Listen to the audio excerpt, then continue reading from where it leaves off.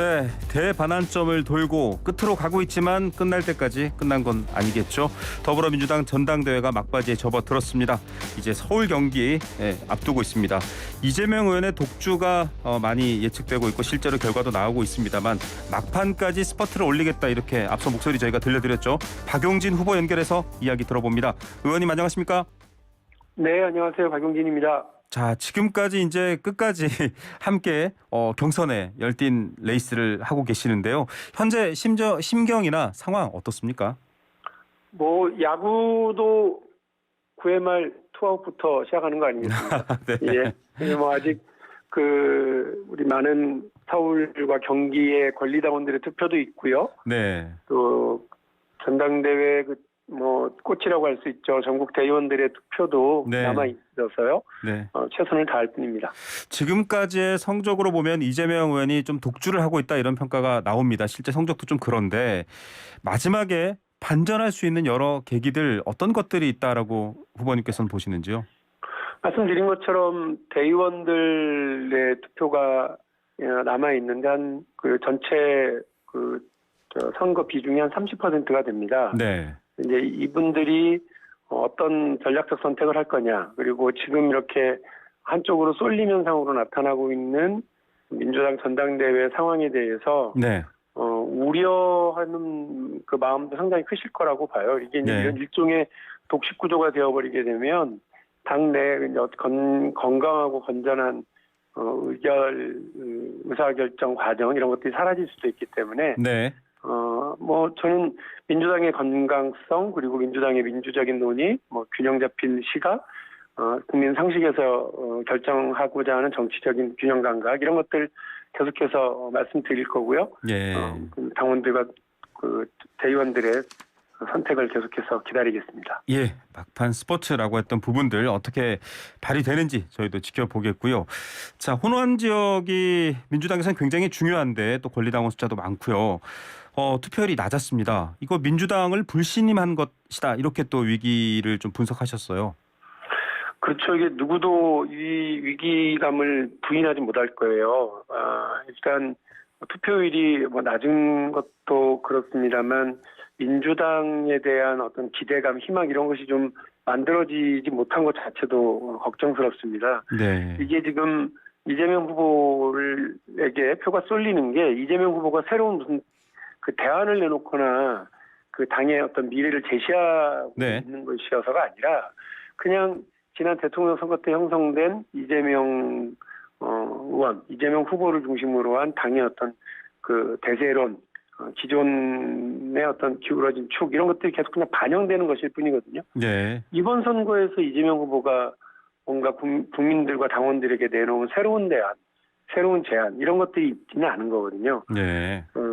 저 역시 이런 면에서 지난 대선과 지방선거, 보궐선거 등에서 우리 당이 가져왔었던 실수, 정치적인 패배 이런 부분들에 대해서 좀 되짚어보고자 했는데 이거 역시 제대로 논의의 장이 마련되지는 못한 채로 그냥 이렇게 어대명이라고 하는 절망적 체념 네. 속에 전당대회가 진행되는 것 같아서 안타깝습니다.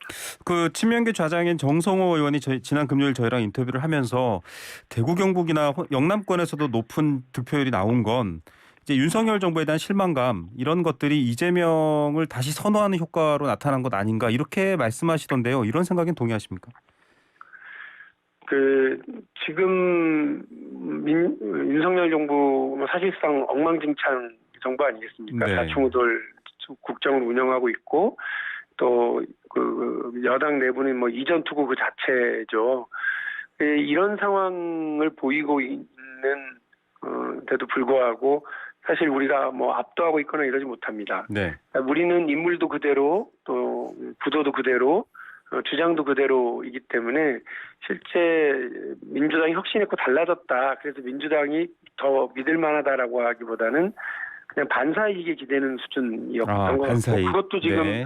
윤석열 정부가 조금만 그 변화를 주거나 달라지면 다시 가져갈 회수될 이런 지지와 관심이라서 이미 다시 재역전된 여론조사들도 많이 나오고 있지 않습니까? 네. 그래서 지금 민주당이 그렇게 방심하고 네. 상대가 엉망이니까 우리가 잘 될 거다라고 하는 기대하는 것 자체가 허망한 일이라고 생각을 하고요. 네. 민주당이 독하게 변화하고 독하게 혁신하지 않으면 그냥 지독한 패배만 또 겪게 될 거다 이런 생각이 듭니다. 예, 민주당의 변화. 그래서 민주당 바로 세우기 공동선언 6가지를 쓰셨잖아요. 이재명 의원은 좀 유보적인 입장을 취했다고 합니다. 왜 그랬다고 보시는지요? 실제 유보적이거나 검토해보겠다고 하는 말씀은 안 하겠다는 입장이라고 네. 저는 봅니다. 네. 그게 뭐 대단한 걸 담은 게 아니라 셀프 공천 논란, 사당화 논란을 막기 위해서 공천권을 내려놓자, 윤리심판원 등을 당대표가 이렇게 또 구성하는 것보다는 네. 그야말로 독립적으로 운영하도록 하자라고 하는 매우 상식적인 논의들이었거든요. 네네. 이런 부분에 대해서 말씀이 없으신 건 누가 당대표가 되더라도 당을 이렇게 좀 중립적으로 건강하게 다른 논란 없이 이렇게 이끌어가자라고 하는 제안에 대한 거절로 보여져서 네. 그냥 기존에 보장되어진 당대표의 권한 그대로 유지하고 발동하시겠다는 얘기인 것 같고 네. 이런 과정에서 당내 여러 분란이 벌어질까 봐서 걱정스러워요. 왜냐하면 지금 보시는 것처럼 당대표의 권한, 당대표도 한쪽이 또 최고위원의 결과도 한쪽이 이렇게 다 네. 독식해버리고 이미 당원 당규나 그 당의 강령 이런 부분들도 막 바꿔지고 있잖아요. 네. 이런 면에서 좀 우리가 당이 한쪽 계파가 독식한다 이런 논란이 없기를 바라는데 이런 균형 감각을 찾기가 쉽지 않아 보입니다. 이게 요즘은 과거에 했던 말들을 좀 다시 불러오는 게 정치권에서 많이 등장하는데 2015년도에 박지원 문재인 당대표 선거 때도 나왔던 말인데 꼭 먹고 알 먹고 국물까지 독식한다. 네, 예. 이 비판, 이 배경이 어떤 그런 의미겠지만 이 위기로 보시는 건가요? 그렇죠. 그러니까 정당이라고 하는 게 예전에 김대중 대통령이 뭐 거의 절대적인 권위와 권한을 가졌을 때에도 그렇게 8대2 이런 구조라거나 혹은 일방적으로 비주류가 배제된 채로 네. 운영하지는 않았거든요.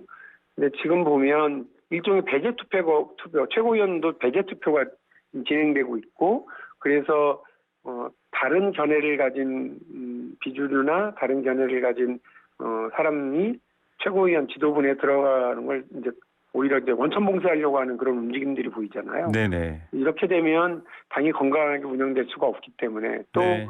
뭐 당원 당규 등의 논의에 대해서도 이견이 형성되거나 이견이 좀 테이블에 올라가는 것 자체가 허용되지 않는 것 자체가 당의 위험함을 보여주거든요. 네. 한쪽으로 기울면 배는 가라앉게 돼 있습니다. 네. 그래서 뭐 꼭 먹고 알 먹고 국물까지 다 독식하는 그런 방식의 당의 구조와 당의 운영은 절대해야 되는 아주 위험한 구조라고 저는 생각합니다. 네, 한쪽으로 기울면 배는 침몰한다. 이런 위기를 말씀해 주셨고요. 당원 80조는 마무리 일단락 됐는데 이제 몇몇 또 열성 지지자분들이나 당원들께서는 계속 폐지를 얘기하고 계시고 이게 좀 당내에 영향을 미치고 있습니다. 이 상황은 어떻게 판단하십니까? 이미 저는 끝났어야 될 논란인데 계속 이렇게 되는 것 자체가 저는 위험 신호라고 생각해요. 네. 그러니까 저는 지난번에 제가 전북에서 그런 호소를 해드렸는데 우리에게 지도자라고 하는 건 네. 당원들의 이야기를 그냥 이렇게 따라가기만 하고 당원들의 목소리를 그냥 듣기만 하는 것이 아니라 잘못된 판단이나 주장이 있을 때는 설득하고 토론하고 자제도 시켜야 되는 것이라고 저는 생각을 하거든요. 네. 이 당원 80조가 우리들을 정치 탄압으로부터 지켜주는 것도 아닙니다. 네. 그러니까 이걸 뭐 삭제하거나 이거를 개정하는데 저렇게 마치 이게 우리 당의 뭐 생명줄을 쥐고 있는 것처럼 잘못 판단하시는 부분들이 있으면 네. 그로부터 그 주장들로부터 이익을 보거나 그 주장들과 연관이 되어 있는 지도자들이 나서셔야 돼요. 제가 그래서 이재명 후보에게도 이른바 개딸들이 이런 주장을 하시고 있다고 그런다면 지지자들이 그러고 있다고 한다면 네. 자제시키시라 이렇게 말씀을 드린 겁니다. 이재명 의원이 직접 자제를 시켜라. 네. 그런 의도신 거죠? 예, 그럼요. 예. 네. 전 박용진의 지지자가 잘못된 주장을 하면 제가 나서야 된다고 생각을 합니다. 네. 자, 뭐 이재명 의원 또 이재명 의원의 배우자인 김혜경 씨에 대한 수사가 여러 가지가 지금 걸려 있는 상황인데 앞서도 저희가 이제 친명계 좌장 정성호 의원과 인터뷰하면서도 경기도지사부터 온갖 수사 다 돌파해 왔다. 뭐 별 문제 없다라고 본다 이렇게 얘기를 하지만 지금 이 수사가 정치 탄압일 수 있다고 민감하게 반응하는 분들도 계시잖아요. 이 사법 리스크라고 하죠, 이른바. 어떻게 보십니까? 아직 언론에 나오는 이러저러한 수사 과정에서 흘러나오는 정보들을 말고는 저희가 아는 바가 거의 없습니다. 그래서 네. 이와 관련해서 정치 탄압인지 정당한 수사인지 알 길은 없죠. 그러나 분명한 것은 정치 탄압이라고 그런다면 저는 뭐 당원이 우리를 지켜주는 것이 아니라 민심이 저희를 지키는 거라고 생각하고요. 네. 우리의 진실 그리고 민심, 당의 단결 이것이라고 생각하는데 저는 정치 탄압이라고 판단될 경우에는 오히려 앞장서서 싸우겠다는 의지를 분명히 말씀드립니다. 예. 자, 고민정 최고위원 후보 지금 이제 5위 안에 들어 있는데 비명계입니다. 스스로도 비명계라고 하셨는데 왜 이렇게 이재명을 압도적으로 지지하느냐라고 했더니 그분의 좀 개혁적 성향, 개혁성 이런 말을 했거든요. 근데 사실 의원님께서도 당내 개혁과 여러 개혁들을 말씀하시잖아요. 두 분의 개혁이 뭐가 다른 부분이 있나요? 이를테면 저는 이번에 최고위원회 최고 의사 결정 기구로 전당 투표를 하려고 하는 이런 당원에 대해서 저는 반대합니다. 이게 네. 민주당에서 그동안은 그냥 하나의 의견을 확인하기 위해서 당원 투표가 있었는데 네. 이번에 당원에 신설을 하면서 최고 의사 결정 방법으로 격상시키려고 하는 거거든요. 네네. 그렇게 되면 이 전당대회는 사실상 그냥 무력화되는 거고요. 네. 당원 투표를 수시로 열어서 이재명 후보가 얘기했었던 것처럼 탄핵도 또 뭐 특검도 당원들 투표로 그냥 결정해버리는 이런 일들이 벌어지는 것이 저는 오히려 그 민주당의 민주주의를 더 어렵게 만들 거라고 생각을 해요. 이거는 그래서 당원의 직접 민주주의라고 하는 방향으로 순방향으로만 가는 것이 아니라 네. 당이 오히려 혼란과 정치적 위기로 빠지는 그런 잘못된 선택, 잘못된 개혁 방향이라고 생각을 합니다. 예. 그리고 만일에 이런 직접 민주주의를 강화하려고 그러면 우리 헌법이 국민투표를 과반이 참여하고 과반이 찬성해야 된다고 네. 규정하고 있는 것처럼 우리도 그렇게 해야 돼요. 근데 지금 네. 현행 당규에 따르면 그냥 30% 정도만 참여하면 네. 이게 성사되는 걸로 지금 보거든요. 네. 이러면 특정 세력, 특정 강경한 목소리가 과대대표되는 당 전체 네. 의견으로 과대대표되고 산술상으로 수치상으로 보면 16.7%만 이렇게 찬성하는 분들이 계시면 네. 당의 의견으로 이게 과대 규정되게 되는 네. 이게 개혁이라기보다는 오히려 당의 혼란과 어려움을 더 가져올 수도 있다 이런 생각이고요. 네.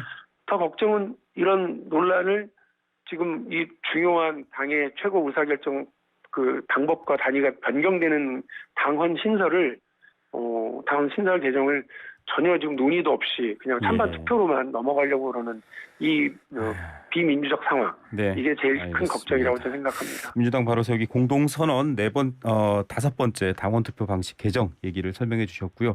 자, 현 정부가 굉장히 어려움을 겪고 있기 때문에 반사이익으로서 이재명에 대한 지지도 있다. 이 반사이익 위태롭다 하셨는데 그러면 더불어민주당 당대표가 박용진이면 지금 현 정부 여당과 어떤 관계 설정 또 어떻게 대안을 제시하겠다라는 얘기도 좀 해주셔야 될 것 같아요. 화전양면 다 동원했어요. 능수능란하고 지혜로운 대여 전략을 짜서 진행하겠습니다. 특히나 지금 건강보험과 관련해서 손대려고 하고 있잖아요. 네. 근데 여기 보면 문재인 케어 지우기 이렇게 지금 나오고 있단 말이죠. 네. 근데 실제로 보면 건강보험 재정이 악화된 것이 아니라 오히려 좋아진 측면이 있고 무엇보다도 국민들이 의료비 부담이 상당히 줄어든 긍정적 측면 이런 것들 다 무시하고 있는 거죠. 네. 근데 지금 오히려 우리 국민들이 자신의 건강 문제와 관련해서 안심하고 국가가 마련한 제도에서 건강을 확인하고 또 건강을 이제 유지할 수 있는 그런 시스템을 어렵게 만들어놨는데 이거를 또 훼손시키고 후퇴시키려고 그러는 그래서 재정의 악화를 이유로 오히려 거꾸로 가려고 하는 네. 시대 정신과 거꾸로 가려고 하는 이런 문제에 있어서는 단호하게 싸울 겁니다. 그리고 예. 이전 정부에 대해서 말도 안 되는 정치 탄압 수사 이렇게 네네. 하느라고 정책적인 부분까지도 오히려 공격해 들어오고 있는 측면은 맞서 싸우면서 제1야당으로 다음 정권을 우리가 되찾아오려고 하는 대안 야당으로서의 역할을 충실하게 해낼 수 있도록 하겠습니다. 예. 자, 마지막으로 서울 경기 순회 경선 앞두고 있습니다. 끝으로 메시지 한 30초 정도 시간 드리겠습니다. 말씀드린 것처럼 야구로 지면 9회 말 투아웃까지 우리는 경기 결과를 알 수 없습니다. 그리고 네. 끝날 때까지 끝나는 것이 아니라서요. 저도 당의 혁신과 변화를 해서 앞장서서 노력하겠습니다. 서울과 경기에 계신 우리 당원 동지들 꼭 투표해 주시고 그리고 전당대회 대의원께서도 꼭 투표에 참여해 주셔서 당의 변화, 당의 균형 이런 거 바로 좀 세워주시면 감사하겠습니다. 네. 끝까지 완주하고 또 막판 스퍼트 어떻게 내는지 저희도 지켜보겠습니다. 오늘 말씀 감사드립니다. 네, 고맙습니다. 네, 더불어민주당 당대표 후보였죠. 박용진 의원이었습니다.